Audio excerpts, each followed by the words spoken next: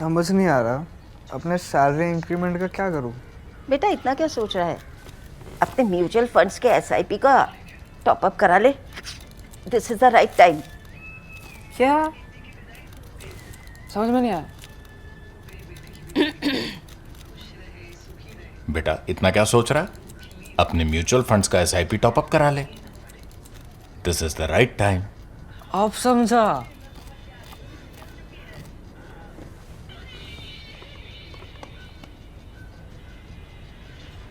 Mutual fund investments are subject to market risks.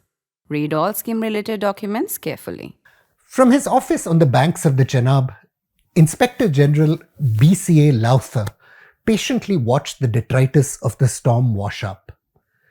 300 mounds of grain, a little over 11 tons, animals, quantities of gold, jewelry, utensils, and, strangely, one gramophone. In Kotli and Seri, Lauther reported, Hindus were, I quote, almost completely destroyed.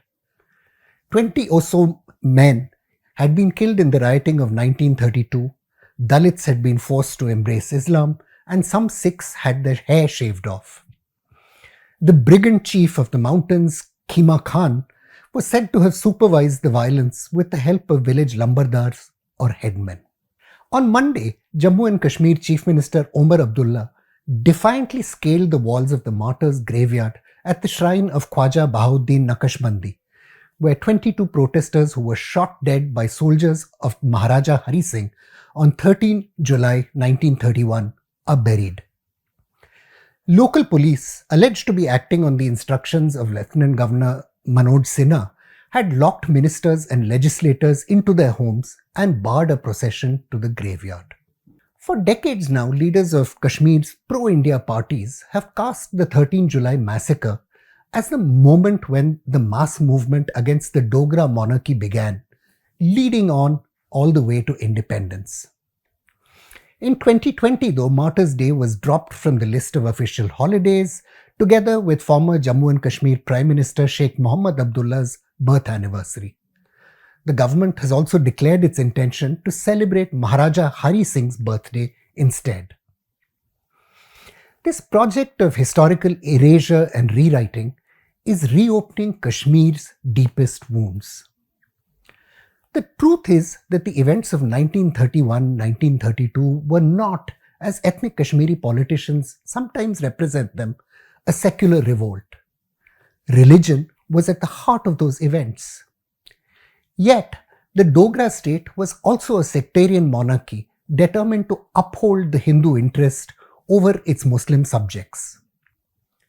For many Muslims, the message from this Martyrs' Day showdown is that it doesn't matter who the community votes for, Kashmir's identity and history will be decided by Hindu nationalist power, not their democratic choices. The debate Kashmir does desperately need today on identity, religion, and on the wounds that decades have done so little to heal, has been placed even further out of reach.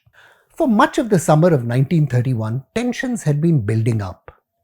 First, a constable at the Jammu Central Jail was accused of desecrating the Quran. He was acquitted, but then torn pages of the book were found in a Srinagar drain. Then Abdul Qadir, an ethnic Punjabi cook serving a European visitor to Srinagar, was charged with delivering a seditious speech at the Shah-e-Hamdan shrine in Srinagar. Large crowds began gathering to support Abdul Qadir as he was driven to the trial court from jail every day. An official inquiry into the events was ordered. Facing large crowds, authorities decided to conduct the trial inside the prison. Then, on the morning of 13 July 1931, police opened fire on thousands of protesters massed at the prison gates. The protesters had been asking to witness the trial, but obviously wouldn't agree to police orders that only a handful could be accommodated. The massive crowd, as it bore the dead bodies through Maharajganj, looted some Hindu-owned shops. Local Muslims alleged that Hindus later retaliated by attacking their properties too, with the help of troops. For a complete understanding of why tensions around religion exploded in 1931, the historian Chitralekha Zutshi has argued, the broader context is very important. From the late 1920s, the Great Depression had begun to choke Kashmir's economy. Agricultural prices fell sharply, leading rural workers to seek work in the cities. The urban factories, though, businesses like shawls and carpets, were also in crisis.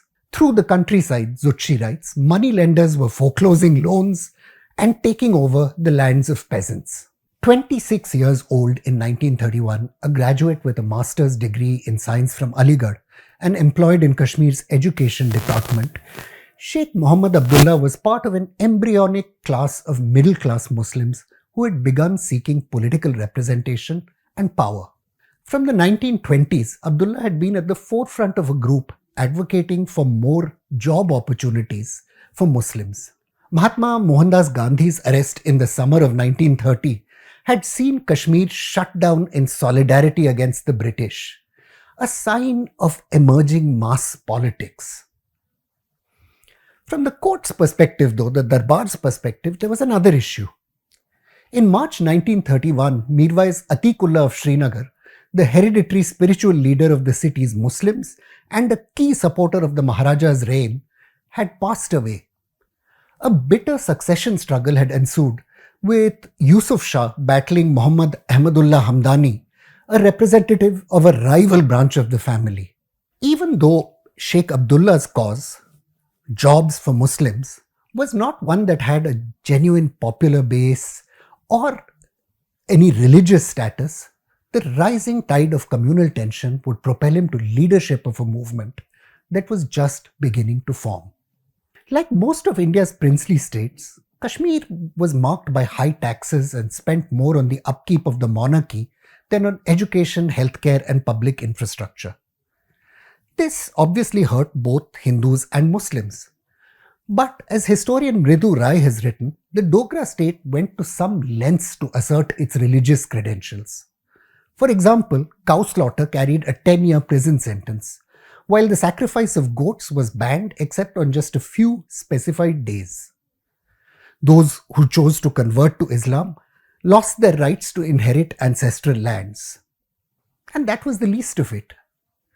Kashmir's foreign minister, Albion Rajkumar Banerjee, famously said that the state's Muslims were treated like, I quote, dumb, driven cattle. Even though Muslims made up more than half of Kashmir's population, historian Ian Copeland records, Hindus and Sikhs held 78% of gazetted appointments compared to the 22% for Muslims. The Tehsildars of Kotli and Rajouri, the Naib Tehsildars of Bimbar, Naushera, Kotli and Rajouri, and the Superintendent and Deputy Superintendent of Police at Kotli were all either Hindu or Sikh. In Mirpur, over 9 out of 10 patwaris or land record keepers were Kashmiri Brahmins. For a range of political forces in Punjab, this pool of resentment represented opportunity. The Khalifa or chief of the Ahmadiyya sect, Mirza Bashiruddin Ahmad, ordered a concerted missionary push. Gurdaspur, the Ahmadiyya headquarters, was close to Jammu, and the sect also claimed that Jesus Christ, who is revered by all Muslims as a prophet, had been buried in Srinagar. Funding from the Ahmadiyya sect enabled Sheikh Abdullah to resign his job, Copeland writes, and commit himself full-time to politics. The Ahmadiyyas weren't the only players in the new political game. The Majlis-e-Ehrar, which among other things would ironically spearhead the movement to proscribe Ahmadiyya as non-Muslims in Pakistan, similarly thought it had found an issue on which it could distinguish itself from other parties. The Muslim League and Punjab's powerful Unionist Party were allied with the Raj and the Maharajas. The Majlis styled themselves as revolutionaries, opposing the presence of the British and the traditional rule of landlords and princes. Facing widespread resistance after the killings of May 1931, the Dogra regime unleashed coercion. Late in September, Sheikh Abdullah was arrested. 5 men protesting his arrest were shot dead in Srinagar, and another 22 Muslims were killed in Anantnag. The next day, Muslims in Shopia turned on the police, beating up guards stationed outside the town's mosque for Friday prayers. Pandit Hari Kishan Kaul and his brother Daya Kishan Kaul, the Maharaja's key advisors, counseled him to respond by imposing martial law. The crackdown was harsh.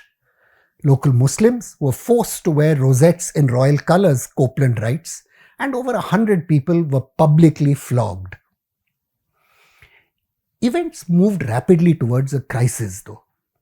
The Muslims of Mirpur and Jammu came out on the streets in response to the state's violence in the Kashmir region, demanding Sheikh Abdullah's release. Large crowds asked that the Maharaja concede their calls for religious liberties, demanded restitution for riot victims, and also asked for proportional representation in the civil services. The shaken British resident in Srinagar, Courtney Latimer, forecast, I quote, widespread rebellion if something wasn't done. The legacy of the 1931-1932 crisis is profoundly complex. There's little doubt, as I've said, that religion had played a key role in fostering political consciousness in Kashmir.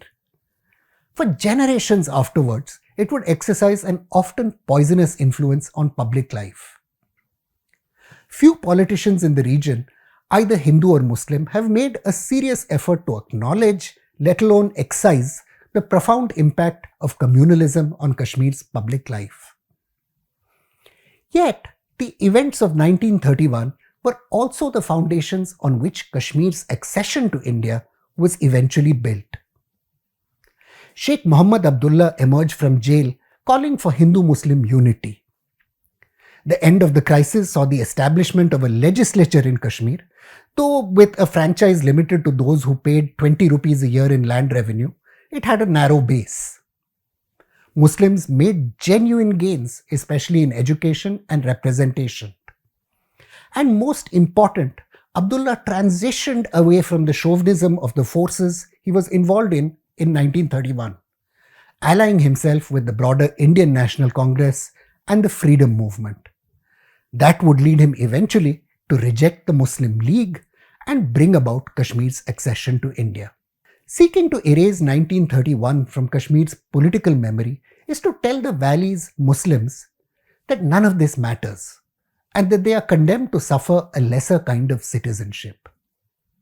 From that perception, the road heads inexorably back to an ugly, fractured past. I'm Praveen Swami and I'm a contributing editor to ThePrint. Thank you for watching this episode of Security Code.